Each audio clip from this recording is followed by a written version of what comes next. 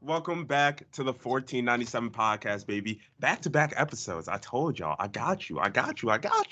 Today, we have another special guest. We have the other Bardo. We had Harold Bardo yesterday, and today we have the lovely Stephen Bardo, Fox Sports analyst, Fox Sports broadcaster. I know you've seen him calling college basketball games, especially Illinois, his former alumni. Mr. Bardo, how you doing today? I'm doing great, Jonathan. How are you? I'm doing good. It's the start of the week, and it's a great way to start the week to talk to you. Well, I appreciate that. And I looking forward to talking to you as well. I'm sure you've got some good things to discuss. I do. I did. I was telling your dad yesterday, I was doing a lot of research with you guys, just looking at articles and just jotting down things. And right out the gate, I really love this quote that you said. I think it was in the Gazette. It was, "Success is never owned. It is only rented, and the rent is due every day." How is that quote brought towards your attention? Well, Jonathan, I'm a voracious reader. So, I love self-development books. I love, finance books. I love history books. I just love to read. And one of my favorite authors is Rory Vaden, and he's the author of Take the Stairs. Great book. I suggest anybody that's listening check it out. But Rory Vaden came up with that statement: "Success is never owned; it's only rented, and the rent is due every day." And I think that's a great quote to put you in the right mindset to wake up every morning and go after what you really want in life.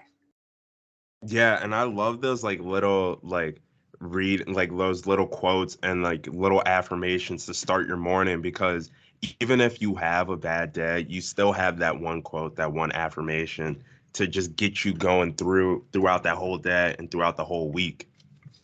I agree. So me and your dad, we were talking about Carbondale a lot yesterday because you guys grew up in Carbondale, and the population rates have decreased 3.70% since the most recent census.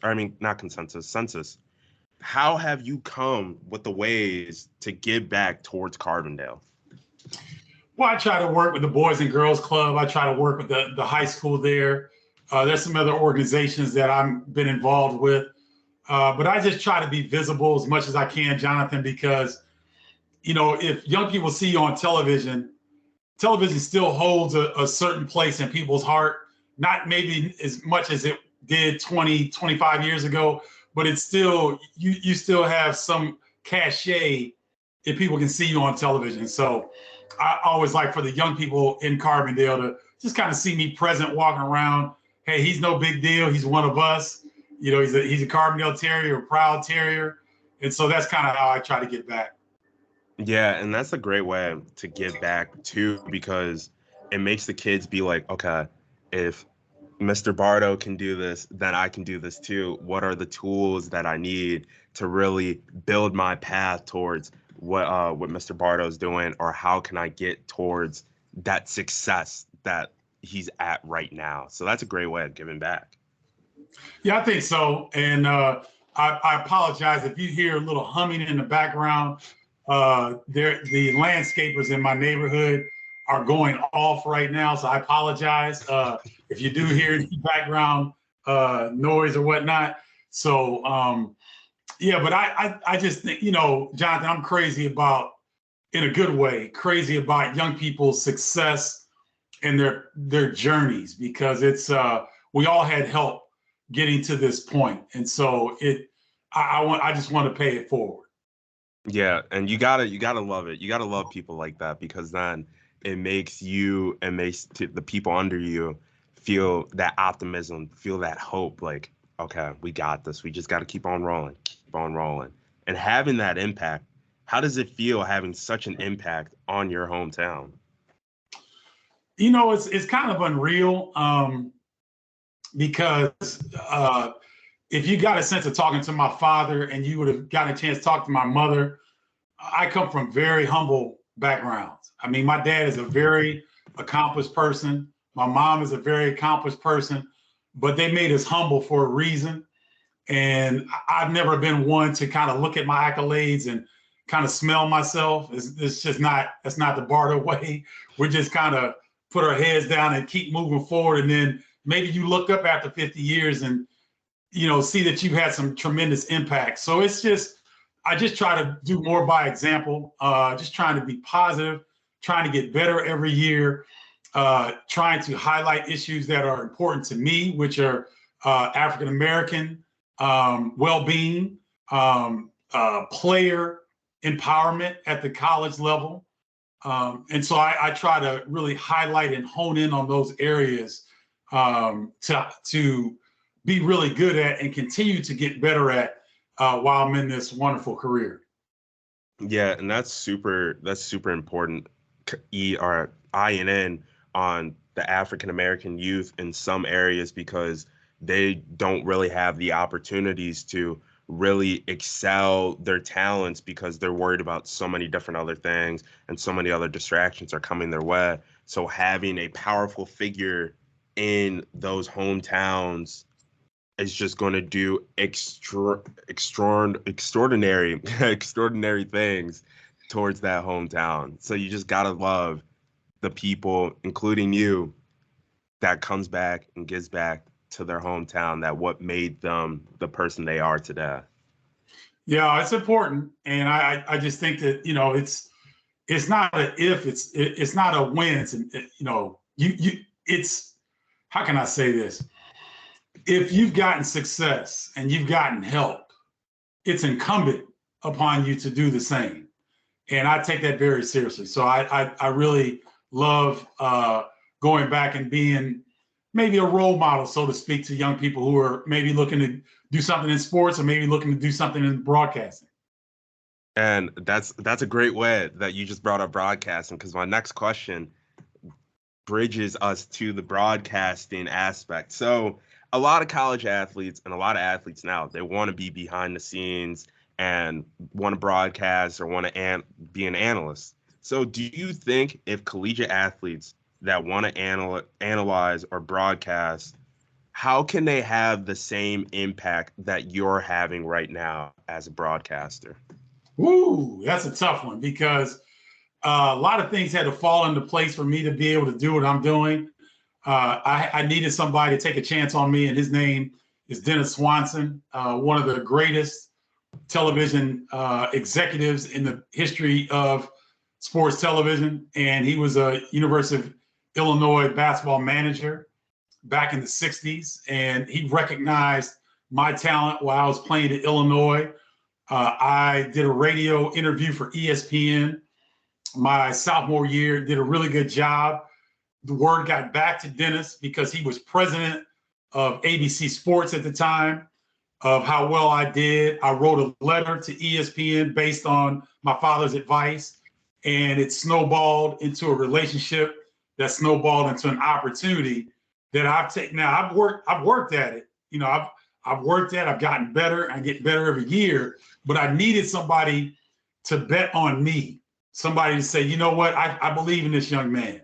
And so everybody has to have somebody that believes in them at the major level.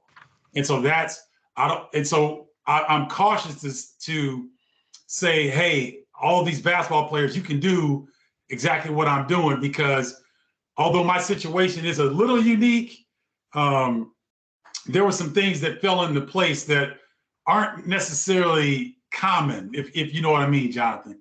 So I had a lot of people in my corner, and I had some things that were very unusual fall into place, and I'm very grateful for it.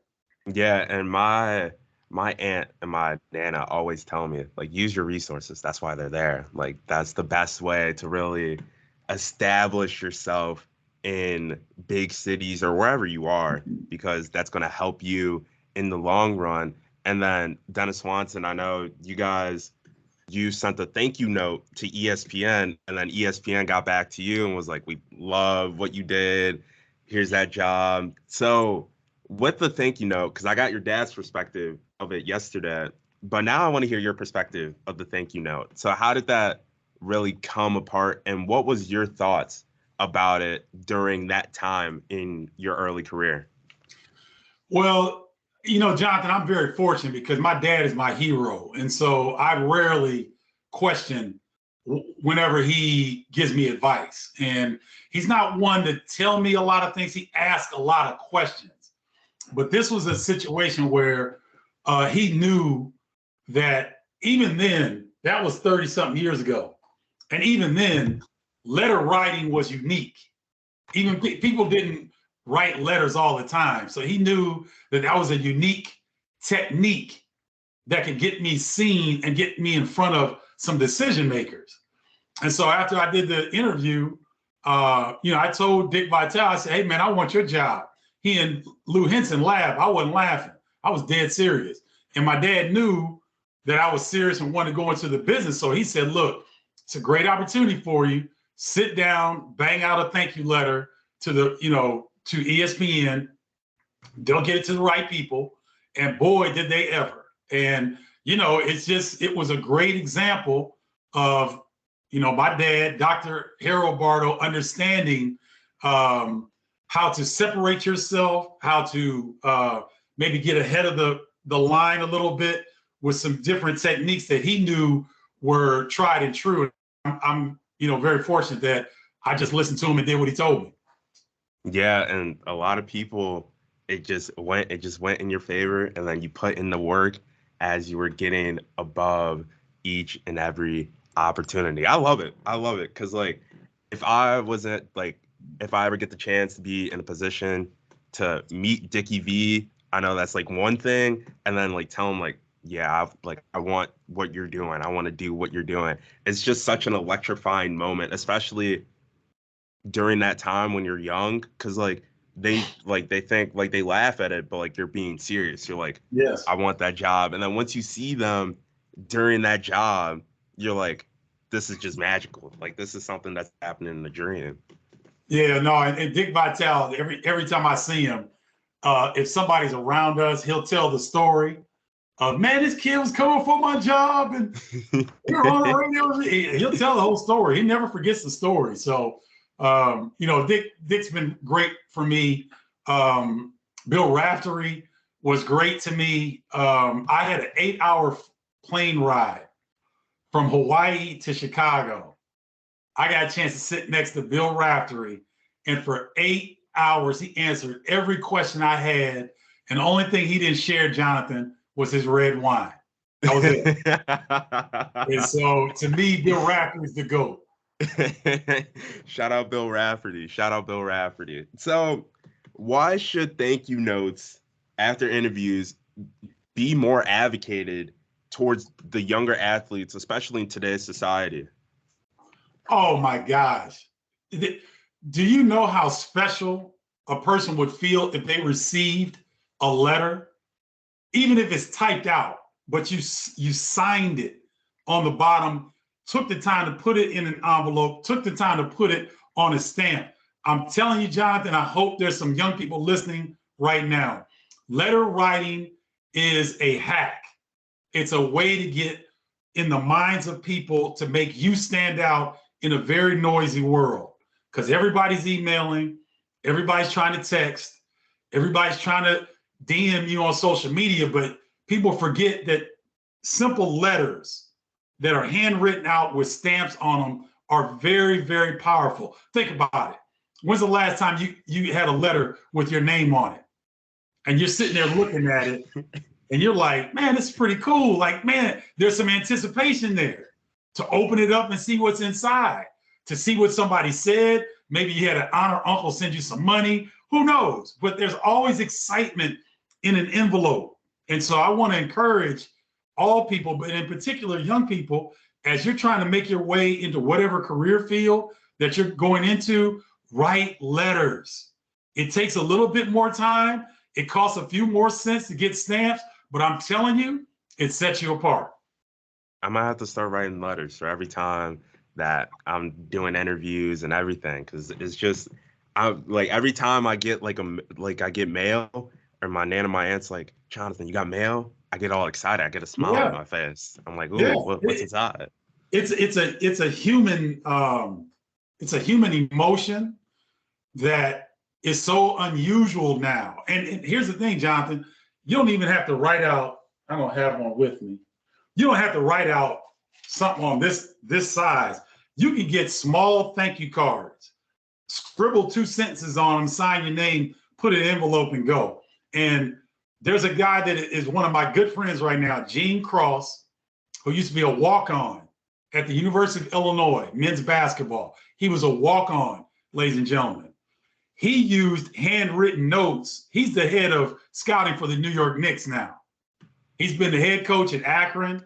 He's been an assistant at Virginia, DePaul, Illinois. I mean, he's been all throughout the ranks as a walk-on. So you don't necessarily have to be a star player to either get into the coaching business or get into the sports broadcasting business. But one of his keys that he told me was, Stephen, I have a stack of thank you cards that every quarter he writes out thank you cards to people that he's trying to maintain or establish relationships with. I'm telling you, it's a game changer. I hope everyone is listening, because I know I'm listening. I'm got my thank you cards lined up and everything, because thank you cards is game changer. We got to go back to the old school sometimes. That's right. That's right. So it takes a mental, so family, especially while you're traveling, it takes a mental toll on you. And parents not being able to see their kids or anything, that takes a mental toll on you. So if your kids were growing up in today's society, would communication with them be harder than what it was before? No, I think it'd be a lot easier because we didn't, when I was playing professionally overseas, we didn't have FaceTime. Email had come out, but it still wasn't it wasn't as widely accepted as it is now. So in terms of a face-to-face communication piece, with FaceTime, with the different technology now, it's way easier to stay in touch with family members as you're traveling or moving around, or even with me in the season.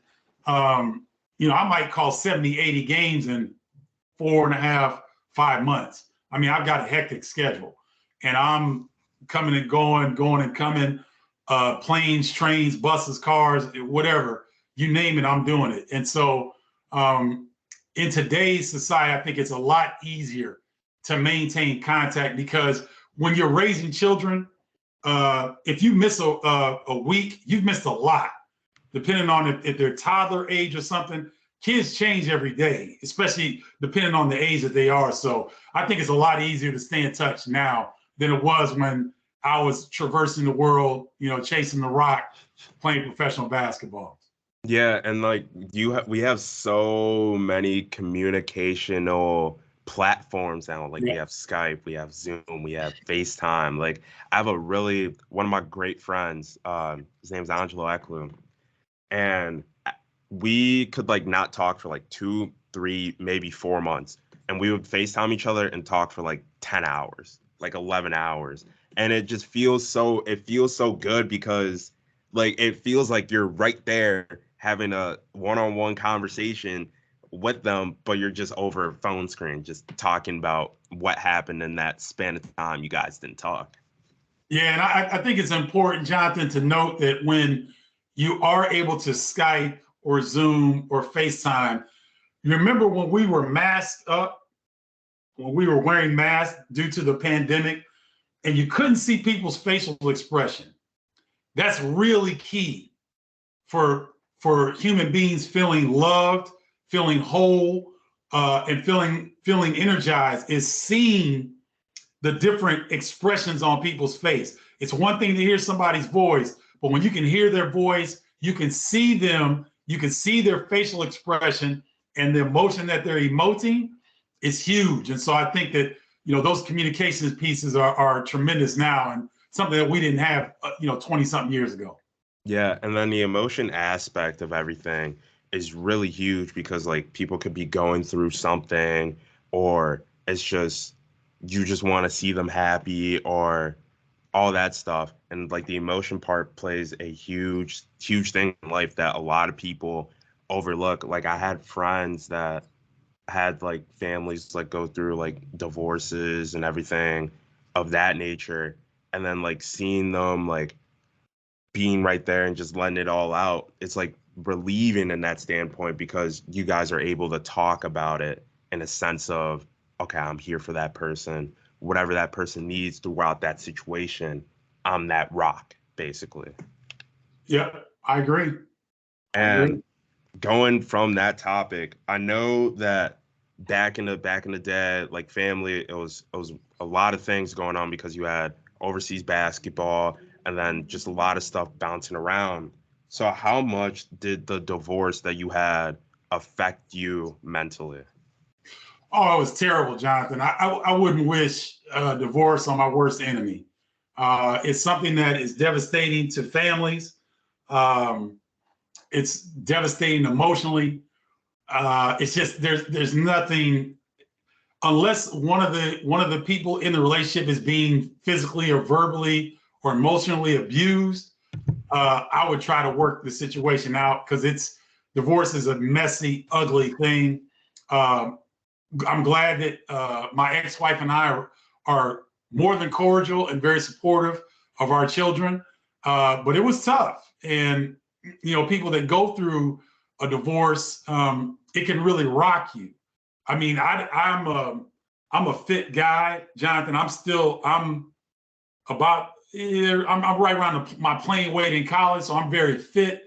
But if you see, I don't have a lot of room to lose weight. But when I was divorced, I was on television. I was a sports reporter at CBS 2 Chicago, and I would go on the air, and people that knew me say I looked like Skeletor because my face was all like I'd lost weight. I was stressed, and people could see it. They could see it in the way I was moving and responding. And so, the timing of it, I was able to get over the divorce and have enough love from family and friends that got me through. But man, I wouldn't wish it on my worst enemy. And I'm just glad that I was able to overcome that dark period, and that my two sons, Steve and Paul, who just turned 31 yesterday, and Landon, who turned 24 September 1st.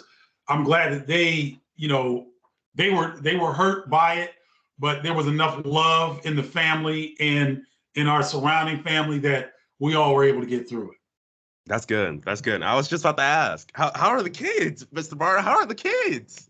Oh man, my sons are amazing, and thank God they took after their mother because they're smart, they're loving, they're genuine young men, and that one is in the movie industry, the other is a musical artist, and so they're both very creative and very smart, and I'm very proud of them. They are by far the best thing that I've ever been a part of. By far, it's not even close.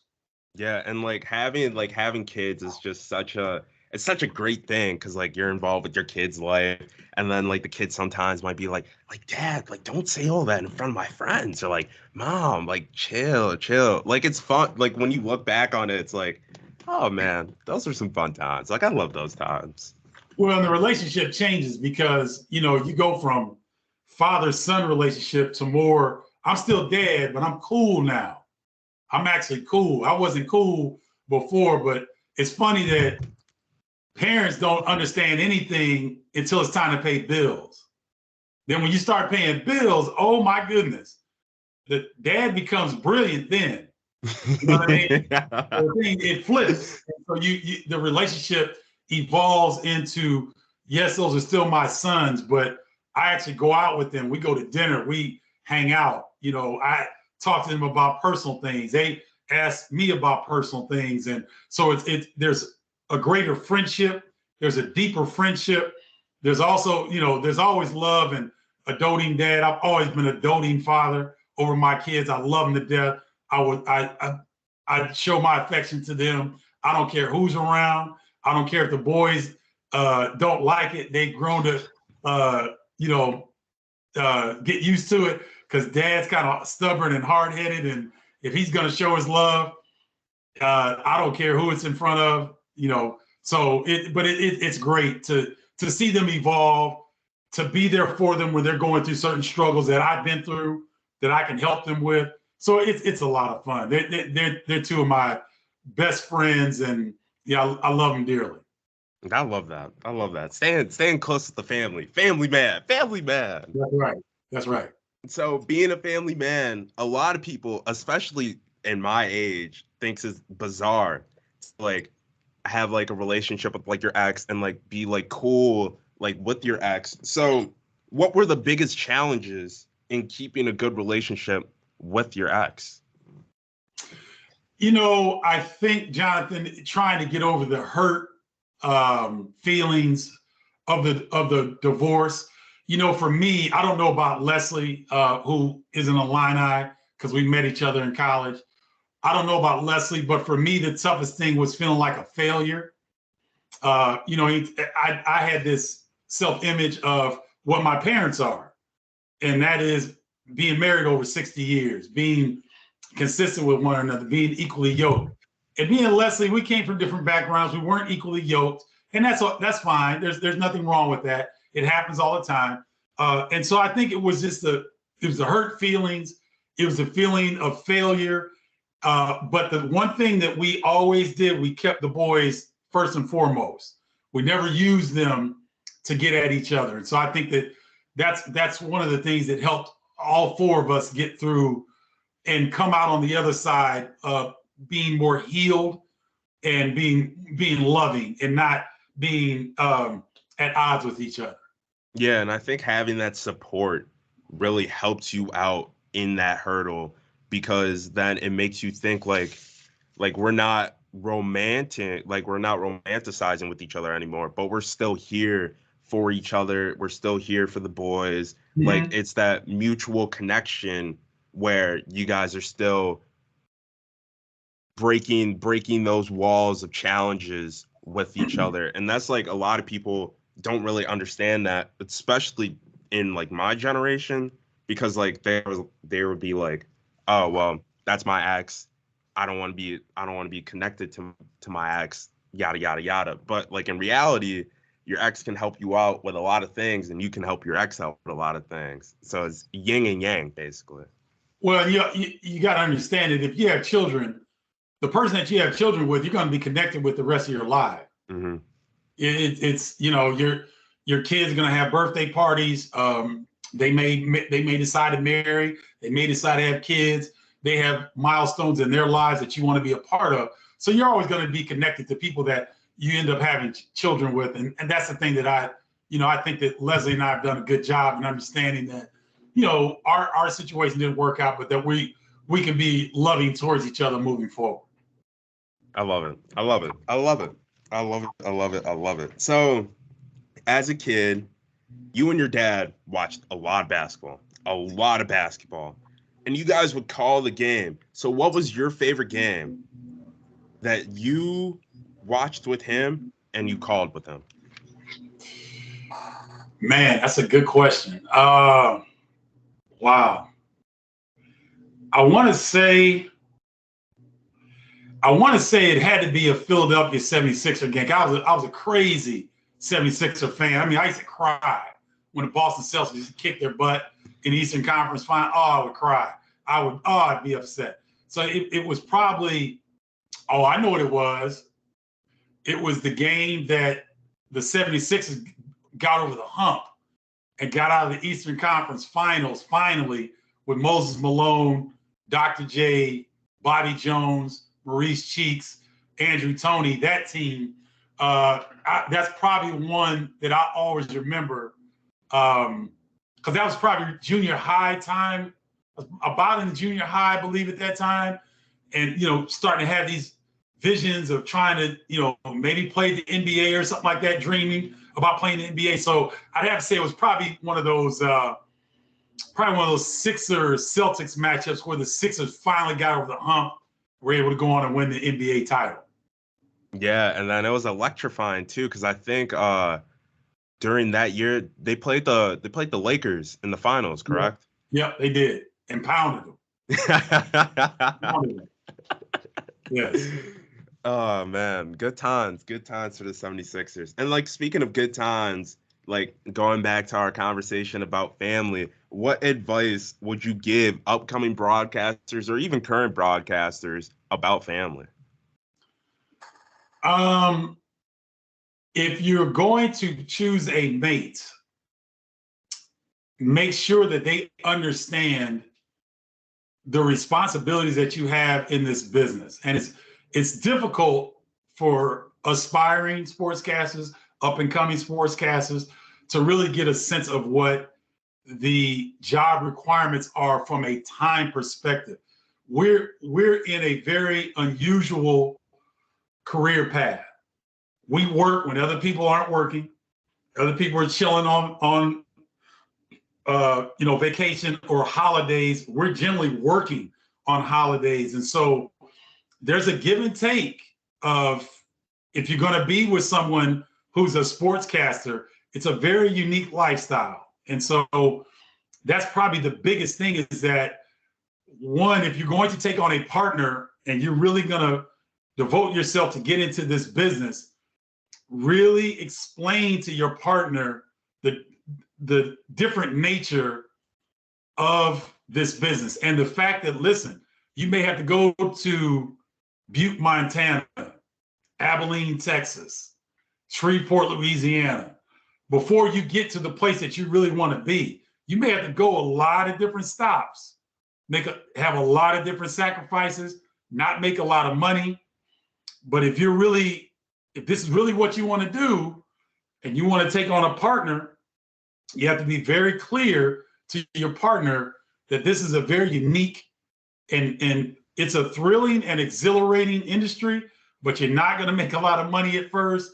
And you may have to be in some place that you may not want to be in order to get to where you want to be eventually. Yeah, and I was just about to ask that, because like this is kind of like a question that just popped up in my head, because I always wondered about like the path like broadcasters take, and I know they have to like go to like some like a rural area in Indiana or Mississippi, Alabama. So like, did that make you feel uncomfortable at first? And then how did you get over that uncomfortable feeling of being in that aroma, so to say? Well, Jonathan, see, I'm a unicorn. And so my situation is a little bit different. Being a star player on an unbelievably popular college team gave me some cachet and some things where, the lowest, none of the jobs I've ever had were low level. I'll never consider any job low level. And so I don't want any viewers who are wanting to get into the industry. There is no low level job. If you're in the industry and you're working, it's a great job. So my situations were my internships. I was very fortunate to do them here in Chicago with CLTV, with CBS2 Chicago, and WVON, a small Black radio station on the south side of Chicago. And so those are kind of like my Abilene, Texas, Reno, Nevada. Those are kind of my smaller opportunities. Then I went University of Illinois Men's Radio, which is a great radio gig. That got me on television with Fox Sports Midwest. Then I was CBS2 Chicago sports reporter. Then I did ESPN regional games. Then I did CBS 2005 NCAA tournament. And then that really propelled my career after that to ESPN and all the different places that I've been. So I was very fortunate that I was able to get internships while I was still playing professional basketball. But if you don't have that opportunity, you may have to go to a Bleacher Report. You may have to go to Barstool Sports. There are a lot of different entities now, digital sports entities, where you may not have to go to a local market. You might be able to get in one of these digital companies and work your way up. So it's different than what it used to be, but you're still in a situation. And quite frankly, let me say this, Jonathan, you're doing exactly what you're supposed to be doing. For all the people that want to be an aspiring sportscaster, start your own show. It's free. You got everything at your disposal to start your show, to get your reps up. I say this in this online course that I have coming out to teach young people how to get into the business. Sportscasting is very similar to basketball.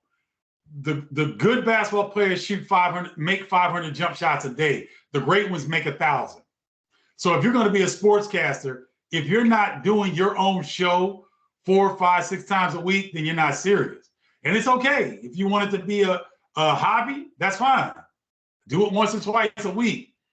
But if you want to be good, you want to be Kobe Bryant like in the sportscasting world, you better outwork people.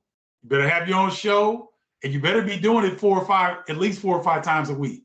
Yeah, you just gave me a motivation boost right there, because I think that's what I needed right there, because like it's like hard at times to like get it done, but if you can see other people get it done with a week span, you can get it done too. So Stephen Bardo, come on. No, man, I got all these tidbits, and I got this course coming out. It should be ready. I'm getting the back end done on it now, but it should be out in about 3 to 4 weeks. But it's a powerhouse, and it's a 5-step guide to get people. It's a 5-step guide to help aspiring sportscasters prepare themselves for an entry-level position with a network.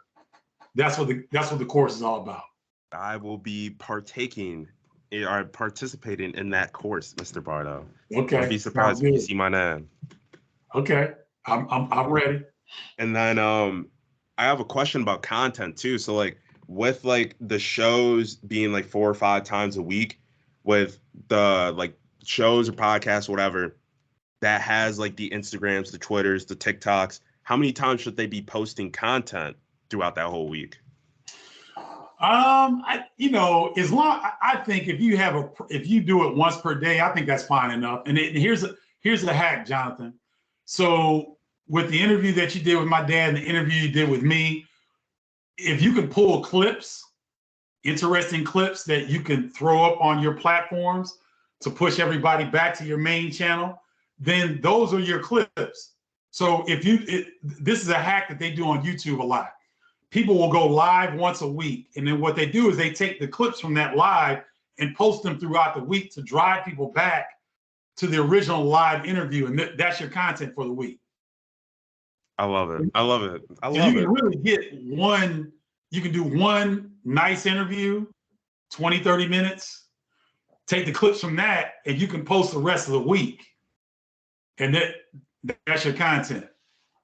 Yeah, because I was in my public relations class with my professor, and he was talking about like how big like TikTok has been, and like how like Gen Z users use TikTok 40 minutes a day, which doesn't sound like a lot, but like it's a lot every day. Yeah, that's a lot.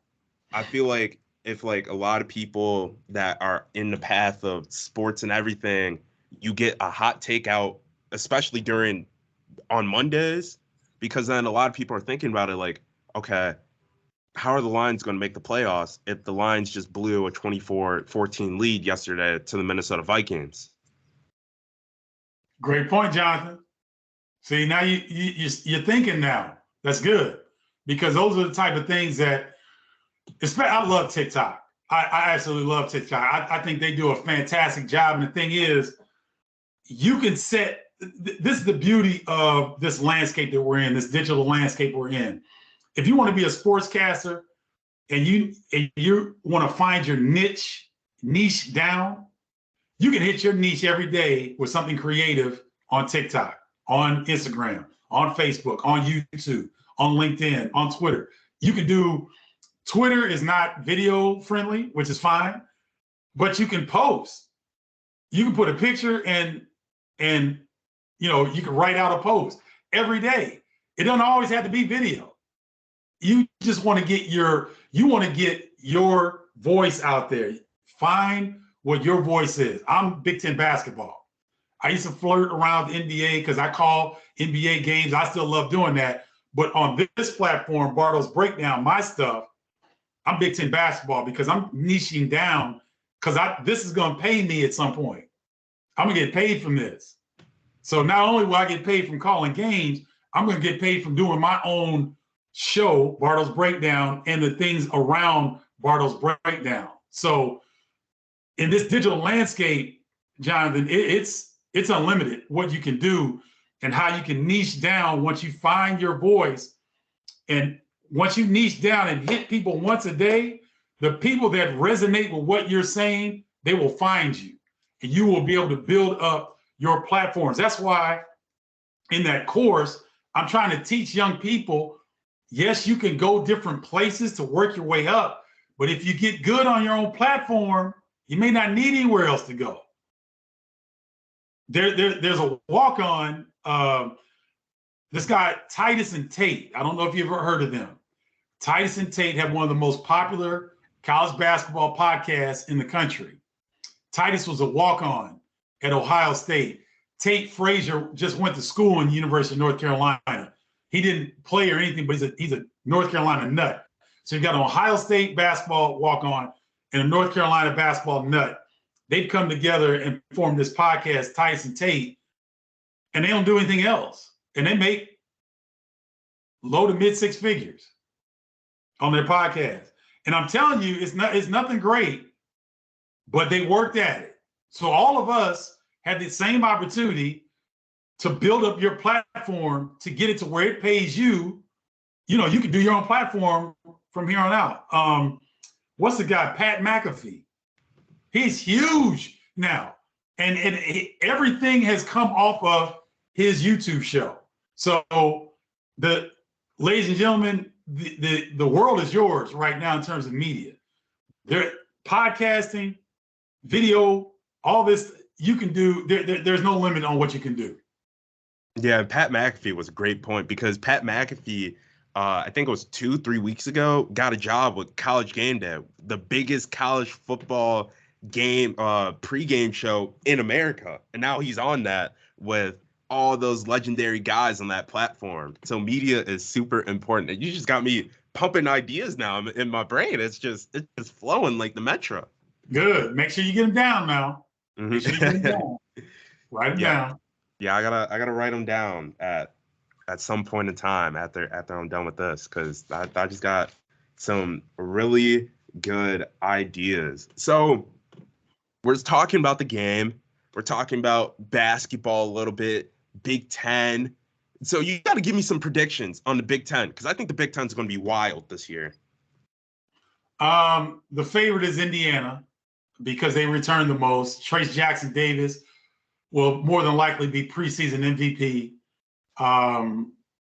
And then Xavier Johnson is an outstanding point guard who was really playing his best basketball towards the end of the year.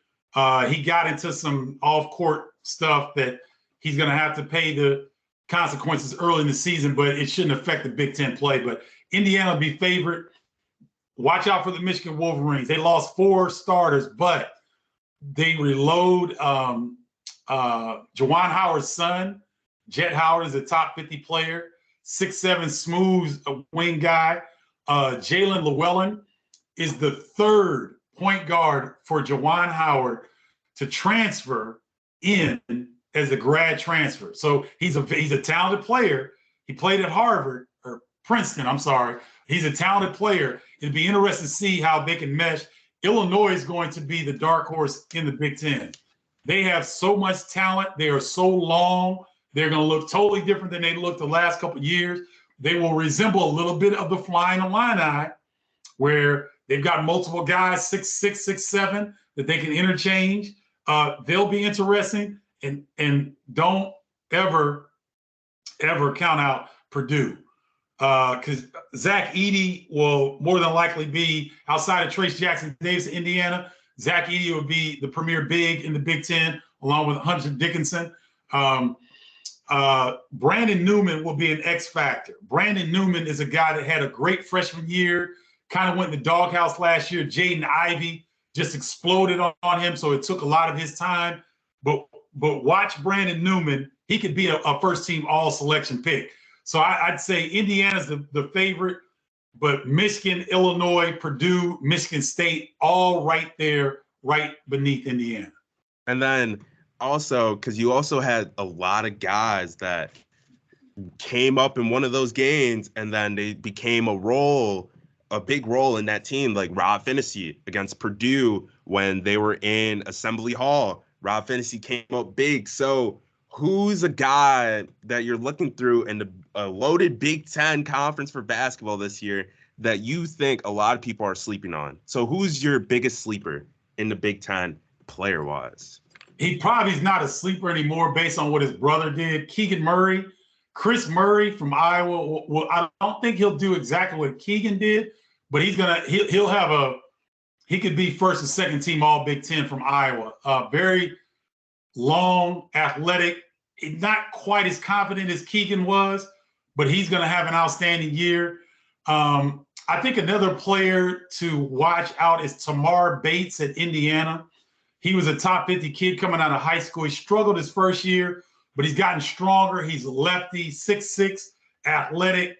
He's got some swagger to him, Jonathan, that I really like. And I think that he could be a guy that could have a bust-out year as well. Okay, I love to hear that. I love to hear that because, like, you look at all the other conferences, too, and you're like, whoa, this is a time in college basketball where it was just like last year, anything is up for grabs. Like, you look at the Big 12, you look at how Kansas is going to look, how Baylor's going to look, and then you look over to the Big East, and now I got to shout out the school that I'm at. You got to look at DePaul and what they did in the offseason, then Providence, what they're going to do, how they're going to look after the amazing year that they had, yep. St. John and all that. And I wanted to get your thoughts on DePaul. How do you think DePaul is going to perform this season? It's going to be interesting, Jonathan, because, with the loss of Freeman Liberty, who's a pro, that's going to hurt. But the one that really baffled me was David Jones. Him transferring from DePaul to St. John's, that really hurt the program because Jones was a big time scorer, lefty, could get downhill, get to the free throw line. I mean, he had a 33-point, 12 rebound game. And so I'm thinking, like, this young man, you're in the Big East, you're in Chicago, you're in a great university with great academics. The program obviously is going in the right direction. But then you transfer to another Big East school, so that was a little baffling. So there's a lot of question marks for DePaul. I want to see who's gonna get the nod in terms of running the show at the lead guard position. But I think that Stubblefield will have his team playing hard because they were starting to put it together towards the end of the Big East slate last year. I think that they got a challenging non-conference slate this year, so they'll figure out very early where they are. Yeah, and I can't wait to see them play because I have a bold prediction for them because they've done a lot of conditioning in the offseason. It kind of reminded me of Jack McKinnon in the Lakers back in the early 80s where he just had them run. And the reason why he did that is because he wanted to beat teams in the transition and he wanted to be the fastest team in the NBA. And fact shows doing that won him a championship with the Showtime Lakers, and that's how they got the name, the Showtime Lakers. Yeah, but Showtime Lakers has had some Showtime talent. Yeah, that's true. So DePaul, we gotta wait and see how this talent's gonna blend and mesh together from a chemistry standpoint. I couldn't agree more. So, what was the first game that you've ever watched with your dad, like basketball? First game. Well, the first game that I can remember that sticks out was Paul Westphal with the Phoenix Suns. And it was a double overtime game. It was a final game. Oh, it was the Phoenix Suns versus Celtics. Cedric Maxwell, I think Austin Carr was on that team. But Paul Westphal is one of my favorite players. And that was one of the earliest games that I can remember. The Phoenix Suns and the Boston Celtics. I think it was a double overtime game. Westphal went for about 42, but I think Phoenix got beat. but I like Gar Hurd, who ended up being an assistant coach at Dallas Mavericks when I played for them. So that was probably the earliest one. I think that was like in the 75, 76 finals or something like that. That was one of the first ones I remember watching.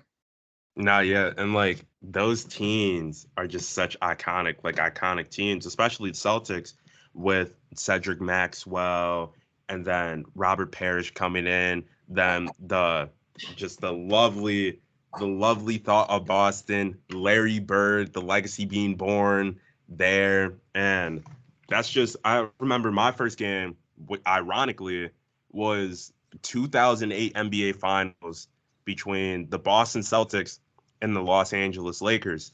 And that was like one of the first games one of the first series that I watched and like actually understood was going on. And I loved how Mike Breen was just bringing the electric feeling towards the crowd. It made me feel like I was in the Garden or I was in the Staples Center. So right then at that moment, I knew like, this is what I wanted to do, or this is what I want to do for the rest of my life. I want to call games and talk about games with guys like Jeff Van Gundy and Mark Jackson, because it's just amazing. Yeah, and it's interesting, isn't it? When you're a youngster and whatever it is that happens, it clicks in your mind and in your heart, and you know it's like, dude, this is what I want to do. I think that's one of the most underrated things about young people is you can always take them back. What's the time when you knew you wanted to be a sportscaster? What's the day that just sold you on it? And it's interesting that you went back to great detail about who was playing, who was the sportscaster talking, and you talked about the excitement and everything. And that's a great example, Jonathan, of what this industry is all about and why people fall in love with it. It's similar to golf, that when you hit that first good shot, you're hooked. When you get that game or something that connects with your heart and your spirit, you're like, you know what? That's what I want to do. So thanks for sharing that. That was cool. No problem. Anytime. So NIL deals is just a phenomenon now. It's just huge how much it impacted everywhere. In college football, you had Nick Saban going at Jim Fisher. What's Jim? Jimbo Fisher. Yep. Yeah. Jimbo Fisher. They had a little clash, and then NIL deals swaying a couple players going here, then going there, so on and so forth. So do you think if NIL deals was created when you were playing, do you think it would have made a bigger impact in your time versus now? I think it would have made a much bigger impact when I was in school, because someone did a sports business study about 5 years ago, and they found that the University of Louisville men's basketball program was the most profitable one in the country. And so all 13 scholarship players, if you were to use the NBA collective bargaining agreement and about how much the players would get compared to the owners, how much the schools would get compared to the players, Louisville players would average $1.4 million a year. Now, when they conducted the study, Illinois, I believe, was still being coached by John Gross, and they didn't have their best years. They weren't one of the better teams in the Big Ten. Even at that time, they said that the 13 players in the University of Illinois basketball program at that time would make about $450,000 a year. Now, we had the most popular team in Illinois history, one of the most popular teams in college basketball history. We would have been multimillionaires if NIL was in effect back then. I was more, believe this or not, I was more valuable as a college player than I was as a professional. Now, I made millions eventually through a 10-year period. Cumulatively, I made a couple million, if not more, I believe, if I put all my salaries together, whatever. But I probably would have made more money in that 4-year period at Illinois than I did during my 10-year period at playing professionally if the NIL were in effect back then. That is wild. That is wow. And then just to like think about because like everyone wants to play professionally. Like that's the dream. That's the goal that to get towards.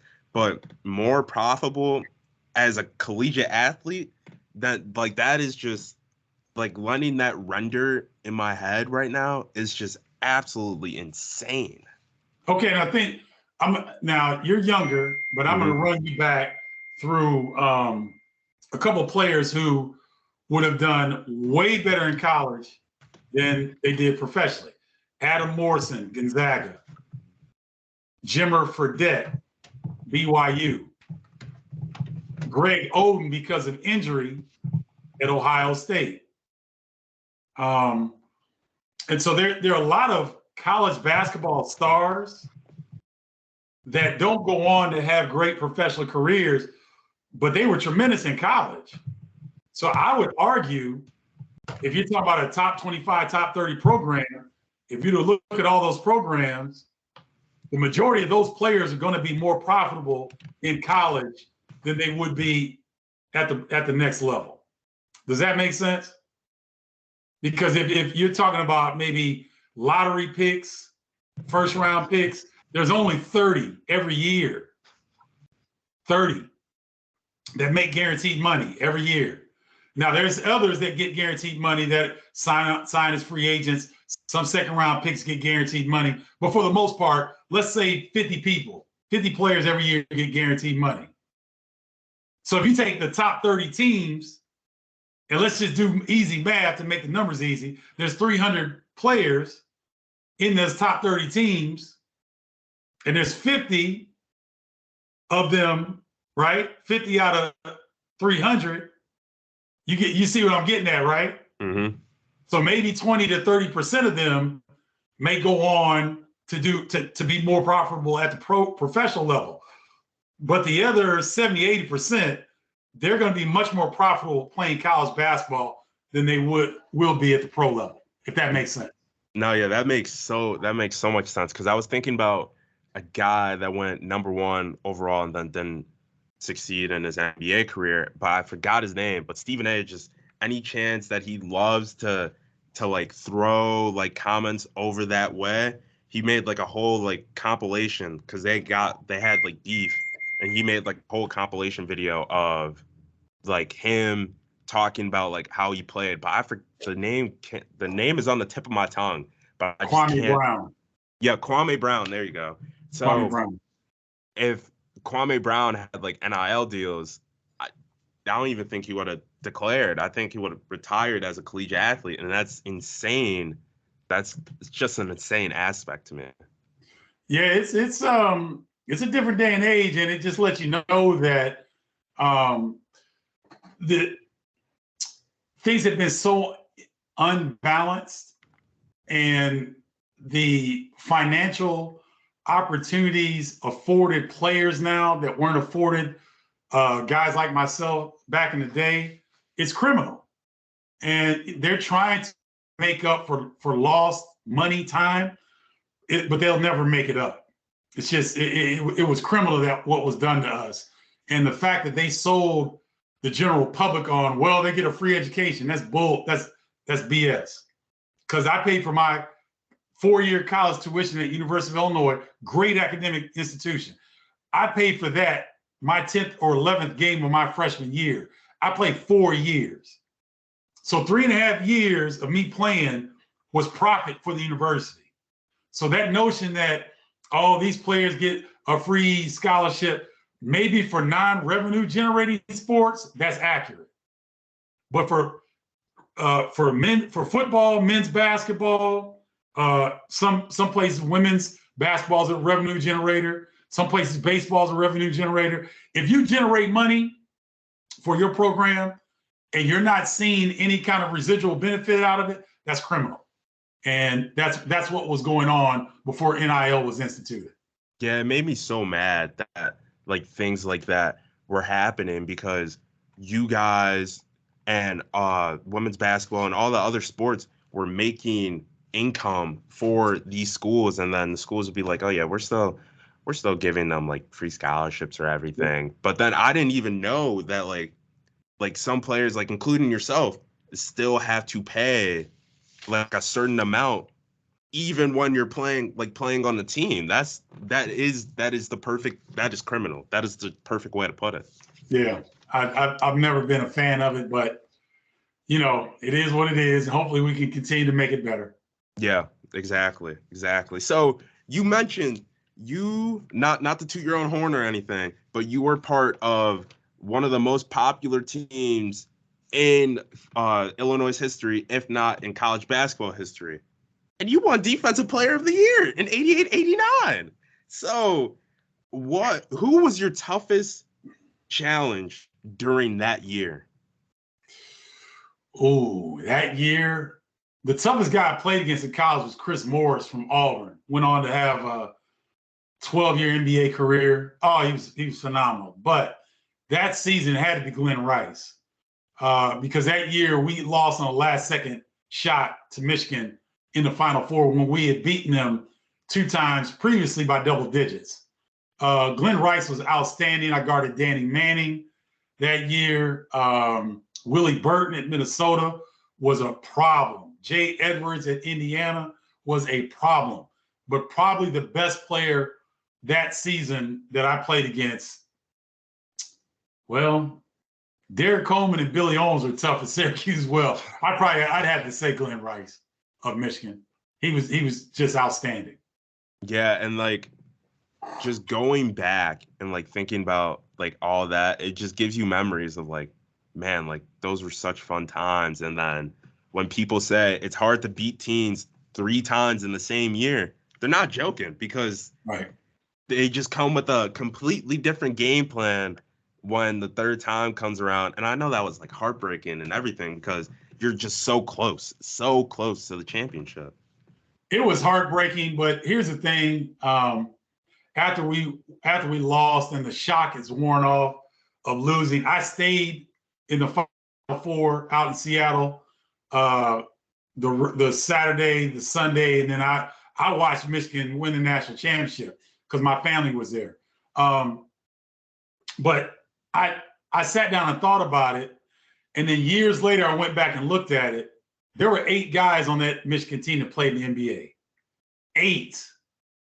There were 6 guys. No, there were 5 of us from our team that played in the NBA. Me, Kendall Gill, Nick Anderson, Kenny Battle, and Marcus Liberty. On their team, they had Ramil Robinson, Glenn Rice, Lloyd Vaught, Terry Mills, Sean Higgins, Mark Hughes, Demetrius Caleb, and Eric Riley. They had 8 guys that played in the NBA off that team. So you got 13 NBA guys on one Final Four floor. And I'm almost certain that still may be a record. Even with the Kentucky teams, it still may be a record. 13 from both sides. I got to check, Jonathan, but if it's not still a record, it's close. So there was an unbelievable game. They made the adjustments. They made the plays down the stretch, and then they didn't settle with beating us. They had to go to overtime to beat Seton Hall to win the championship, but they won the national championship. So it stung at the time, but I always tip my hat to Michigan and think that, they made the right adjustments and they represented the conference in fine fashion. Yeah, and then I didn't even know Nick Anderson was on that University of Illinois team. So do you have a good connection with Nick Anderson?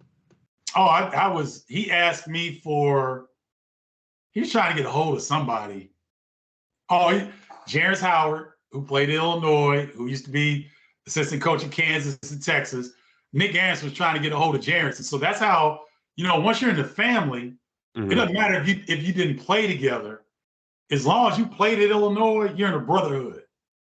So all of us, a lot of times will reach out, but I'm very connected with Nick, especially Kendall Gill. He's probably the guy I'm closest with. But Marcus Liberty, Larry Smith, Kenny Battle, we all stay in touch.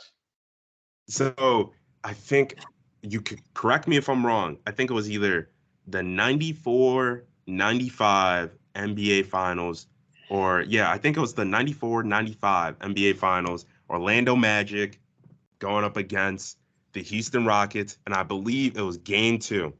Yeah. And then it changed everything because Orlando was at home, and Nick Anderson missed those 2 free throws that made the Rockets go ahead and then ended up sweeping the Orlando Magic. Did he go into detail with you about like how he felt or like comfort advice about those free throws? It was actually, he missed 4 in overtime.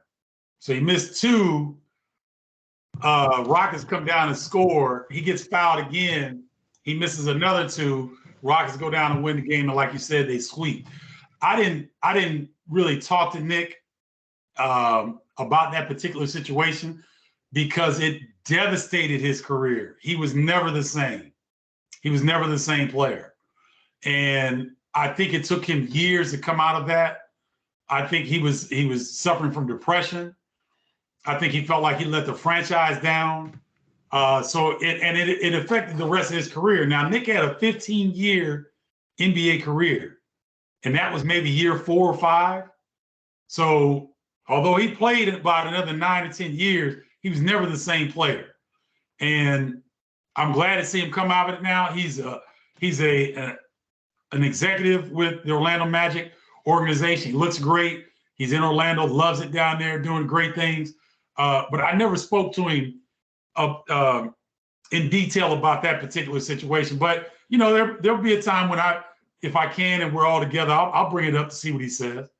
Yeah, that's got to be because like I never like once you said Nick Anderson because I didn't know that he went to University of Illinois, and then I watch a lot of 30 for 30s. Like 30 for 30s is like one of my favorite things to watch, and I learned that from the 30 for 30. So I was like, this is an interesting topic to bring up to Mr. Bardo.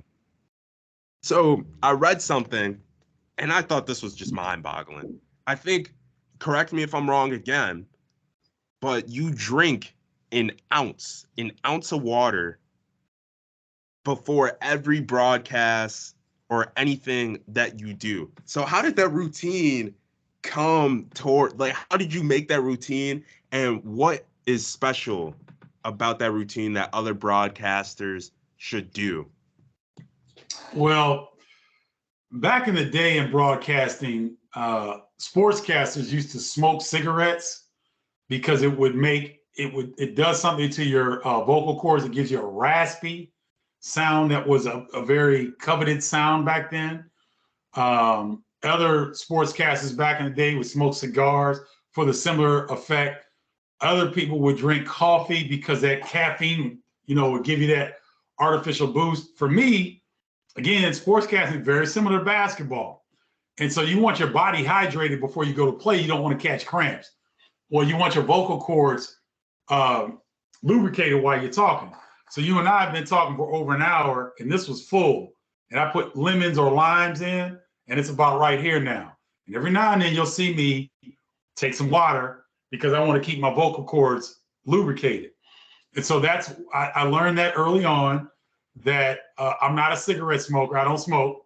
So how do I keep that deep resonance in my voice where if I sit up and I get my diaphragm loose, I can really go lower and have a little bit of a rumble in my voice.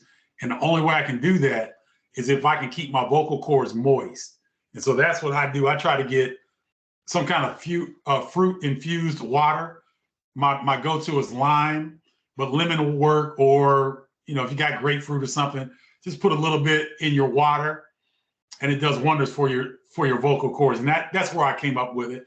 I just, from basketball, not wanting to be dehydrated on the court. And then during the games, you want your pipes to sound smooth and be lubricated. And that water is one of the tricks. Yeah. And then because I know, knowing from my experience of drinking lots of water every day, you're on TV making these calls. So how does your bathroom breaks? Work out? Good question. So when I do that load up of water, I try to do it 2 hours before the game. I try to get down about 100 ounces throughout the day. But I specifically, if I'm calling a game that night, I try to do in a short amount of time, probably 30 ounces of water.